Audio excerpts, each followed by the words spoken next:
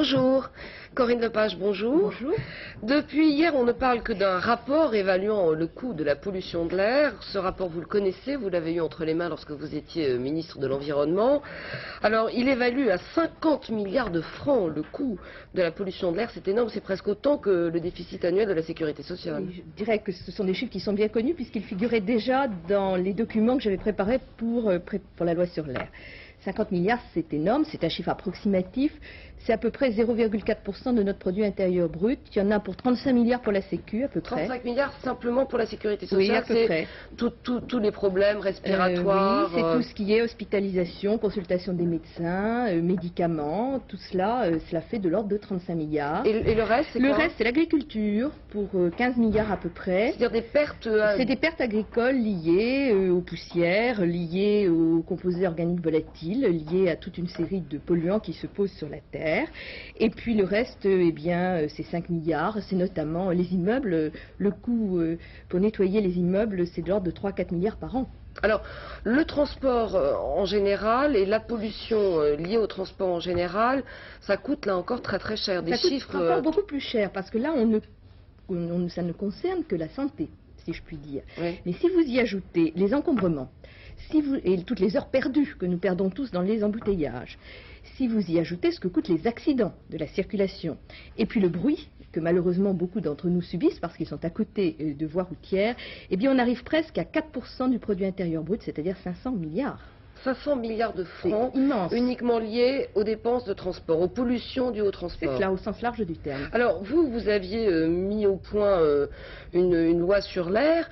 Est-ce que cette loi suffit à régler une partie de ce problème? Parce que 500 milliards de francs qui disparaissent comme ça parce que je dirais avec un petit sourire que pour savoir si la loi sur l'air est suffisante, peut-être faudrait-il essayer de l'appliquer. Moi, ce qui me frappe beaucoup... C'est une pierre dans le jardin de Dominique Voynet.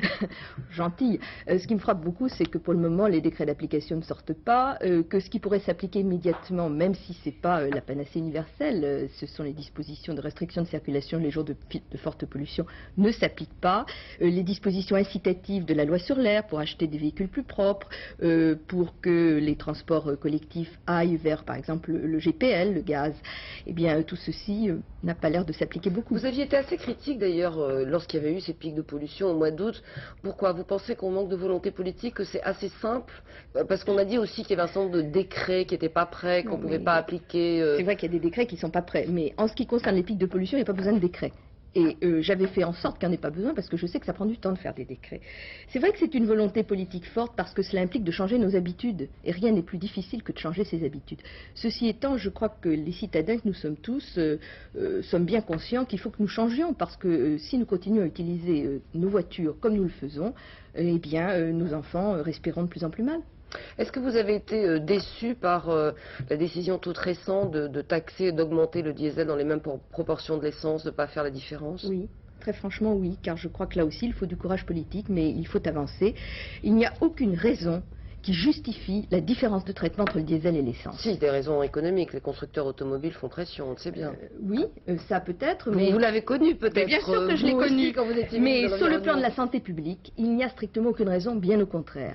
Et par voie de conséquence, moi, pour ma part, je suis tout à fait partisane d'aller vers une égalisation entre les conditions du gasoil et de l'essence. Du reste, il y a une disposition de la loi sur l'air qui le prévoit expressément.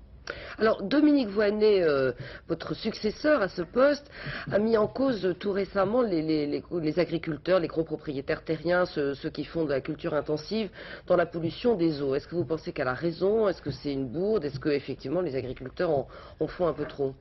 C'est pas une bourde. Je ne crois pas qu'il faille développer des théories du bouc émissaire. Mais il est vrai que nous avons deux grands problèmes avec notre agriculture, c'est l'eau. Car l'irrigation s'est développée énormément, cela a plus que doublé en l'espace de 10 ans, et nous avons des problèmes d'eau. Par conséquent, il faut que chacun prenne ses responsabilités. Mais on a incité les agriculteurs à faire de l'irrigation. C'est vrai, mais bien sûr, parce que on les a incités en leur donnant des primes pour aller en ce sens, sans se rendre compte des conséquences que cela aurait. Et voilà ce qui se passe lorsqu'on a le nez sur le guidon et qu'on ne pense pas à ce qui va se passer dans le futur. Et là maintenant, nous sommes arrivés à une situation où on ne peut plus continuer comme cela. Donc, sans encore une fois se heurter de front aux gens, je crois qu'il faut les mettre en face de leurs responsabilités, puis que les agriculteurs payent l'eau comme les autres. Est-ce que vous trouvez que ce gouvernement est plus sensible aux problèmes d'environnement que le gouvernement auquel vous avez participé?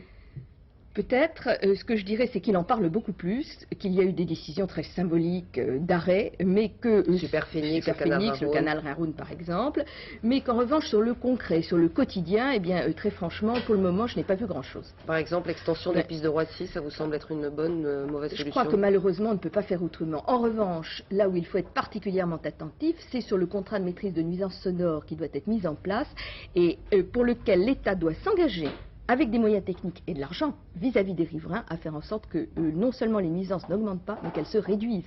Et là, je crois qu'il y a un enjeu qui est tout à fait essentiel. Corinne Lepage, merci d'avoir été avec nous ce matin. Merci beaucoup, bonne journée. C'est à vous, William. Merci, mesdames. On va passer à la météo dans